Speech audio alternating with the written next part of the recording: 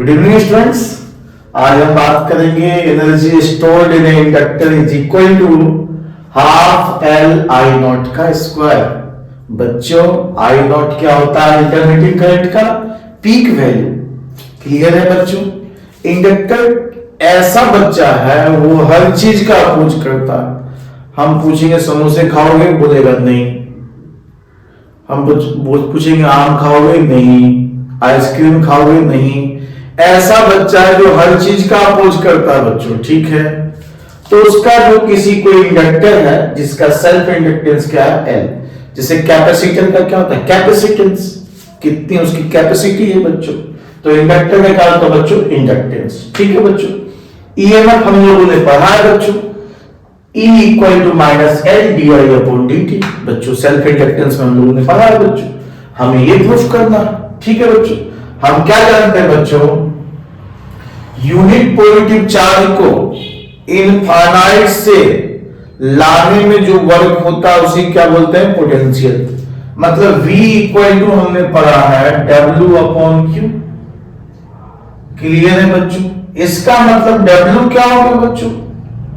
V into Q। अब समझना मेरी बात को बच्चों, हम अगर चार्जर को थोड़े से समय के लिए अगर लगाएंगे हम, ठीक है, क्लियर है बच्चों? जैसे ये हम चार्जिंग को बच्चों हमने थोड़े से समय के लिए लगाया है बच्चों, तो वो तो चार्ज तो कम स्टोर होगा बच्चों, मतलब कम चार्ज होगा। ज्यादा समय के लिए लगाएंगे तो ज्यादा फोन चार्ज होगा। सिंपल से वही बात है बच्चों, जैसे हम मोटर ऑन करते हैं बच्चों टंकी में पानी भरने के लिए बच्चों, 5 मिनट के लिए ऑन किए तो उतना ही पानी भरेगा। 10 मिनट के लिए तो कुछ ज्यादा पानी भरेगा बच्चों। तो डिपेंड करता है कितने समय के लिए हम उसको वर्क प्रोवाइड कर रहे हैं बच्चों। ठीक है बच्चों। टाइमिंग ज्यादा होगा, ज्यादा वर्क मिलेगा। तो समझते हैं बच्चों, छोटे से समय के लिए छोटा टाइम इंटरवल डी डब्ल्यू क्या होगा बच्चों? पोटेंशियल। तो कांस्टेंट कर दिया क्योंकि इसके साथ जो सप्लाई लाइन है वो मान लो 220 वोल्ट है, वो तो कांस्टेंट है, वो फिक्स है, वो चेंज नहीं होगा बच्चों। टाइमिंग चेंज होगा। टाइमिंग कितने समय के लिए हमने रखा, मतलब चार्ज स्टोरेज चेंज होगा बच्चों, वोल्टेज चेंज नहीं होगा बच्चों, क्योंकि ये सोर्स से आ रहा बच्चों, मतलब dq बराबर ये हो गया बच्चों। अच्छा, हमने क्या बताया था बच्चों कि पोटेंशियल जो है लगभग इक्वल टू किसके बराबर होता है? ईएमएफ के। तो बच्चों इसको हम ऐसे लिख सकते हैं बच्चों, dw equal to v dq। और हमने क्या बोला? पोटेंशियल लगभग ईएमएफ के बराबर होता है बच्चों। इसको मैग्नीट्यूड फॉर्म में जब लिखेंगे बच्चों तो L di अपॉन dt लिखा जा सकता है बच्चों। क्लियर है? अब यहां पे हम क्या लिख रहे हैं? वोल्टेज की जगह ईएमएफ जो कि लगभग बराबर होता है। This is approximately equal to EMF. और ईएमएफ का वैल्यू बच्चों L di अपॉन dt इंटू dq। यहां पे dw बच्चों। क्लियर है बच्चों? क्लियर? अब समझते हैं बच्चों, ये dt को हम यहां ले जा रहे हैं, कुछ नहीं, बहुत ही आसान है, di dq अपॉन dt। अच्छा, rate of flow of charge is called current. इसका मतलब ये आई हो गया बच्चों। ये डिफरेंशियल फॉर्म में करंट को ऐसे भी लिखते हैं, rate of flow of charge. ये आई लिखते हैं बच्चों इसको, ठीक है। तो यहां देखा जाए बच्चों, इसको हटाना है बच्चों।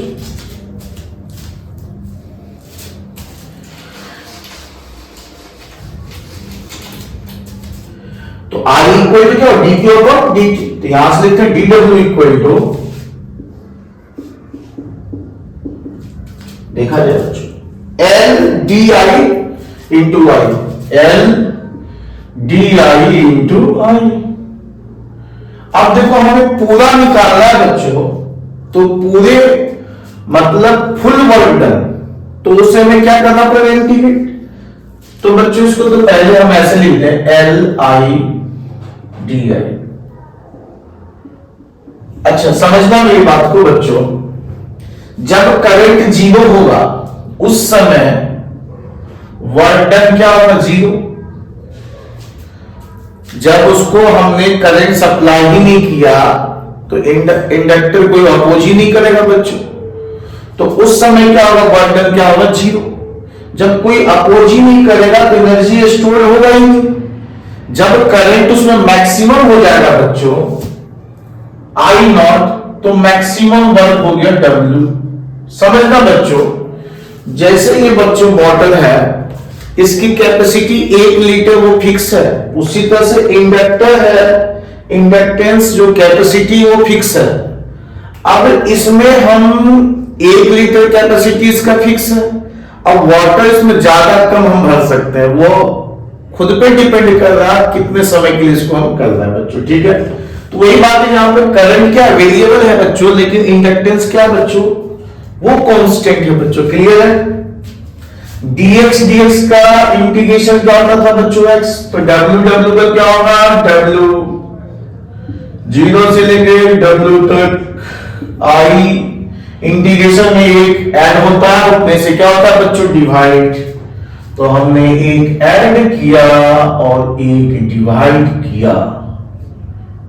ठीक है बच्चों, 0 से लेकर i नॉट तक, तो L I का स्क्वायर अपॉन 2, 0 से लेके I नॉट तक। समझना बच्चों, बहुत ही हलवा। 2 को बाहर निकालना नहीं तो अंदर रखना, अंदर भी रखो। L अपॉन 2 I का square 0 I not, upper limit minus lower limit, upper limit I not का स्क्वायर माइनस लोअर लिमिट। बच्चों ये तो 0 ही हो गया, ये क्या हो गया? 0। तो क्या लिखेंगे बच्चों? L/2 I नॉट का स्क्वायर। तो बच्चों ये क्या हो गया? इसको ऐसे भी लिख सकते हैं, हाफ L/I नॉट का स्क्वायर। अच्छा इसको क्या लिख सकते थे बच्चों? Upper limit minus lower limit. एक बार इसके जगह पे W माइनस 0, तो ये क्या हो गया? W। अच्छा वर्क डन ही तो एनर्जी के फॉर्म में स्टोर होता है बच्चों। देखो ग्रेविटी इसको नीचे बुला रहा था बच्चों, ठीक है, ग्रेविटी कहां बुला रहा था? इसको नीचे। हम ग्रेविटी के अगेंस्ट में खींचे बच्चों, तभी तो पोटेंशियल एनर्जी में स्टोर हुआ बच्चों। जब ये छोड़ेंगे तो काइनेटिक एनर्जी मिला। क्या मिला बच्चों? Kinetic energy. तो समझे बच्चों, मतलब जो वर्क डन होगा वही पोटेंशियल एनर्जी में क्या होगा? स्टोर होगा। जितना ज्यादा वर्क होगा उतना ही ज्यादा एनर्जी के फॉर्म में क्या होगा बच्चों? स्टोर होगा। इसको हमने लिख दिया बच्चों U से। ठीक है बच्चों, आओ बच्चों इस पे कुछ न्यूमेरिकल क्वेश्चन देखा जाए। हेलो बच्चों, अब देखते हैं क्वेश्चन आगे जो हमने जो किया था, पोटेंशियल एनर्जी स्टोर, ये क्या दिया? हाफ L/I नॉट का स्क्वायर। और ये क्या था बच्चों? इंडक्टेंस था L।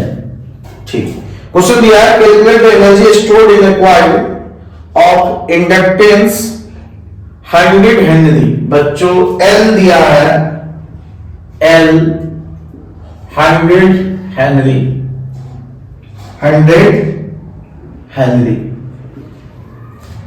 ठीक, due to the flow of current 4 ampere on it. Current कितना दे दिया बच्चों? 4 एम्पियर। बहुत ही हलवा क्वेश्चन है बच्चों, हमें एनर्जी निकालना। इससे आसान और क्या होता? बताओ और क्या होगा इससे आसान? हाफ L 100 हेनरी 4 का स्क्वायर, ये हो गया बच्चों 50, ये हो गया 16, 800 एनर्जी है, तो क्या होगा यूनिट इसका? जूल। बच्चों बहुत ही आसान क्वेश्चन आता है इस पे, ऐसे ऐसे क्वेश्चन भर भर के आते रहते हैं बच्चों एग्जाम में। ठीक है, ये एमपी बोर्ड के लिए इस बार के लिए बहुत ही इंपॉर्टेंट क्वेश्चन था, इसलिए हमने करवाया। सिर्फ बच्चों डेटा चेंज होगा और इसी फॉर्मूला बेस्ड क्वेश्चन होता है। ठीक है बच्चों, मिलते हैं नेक्स्ट वीडियो में।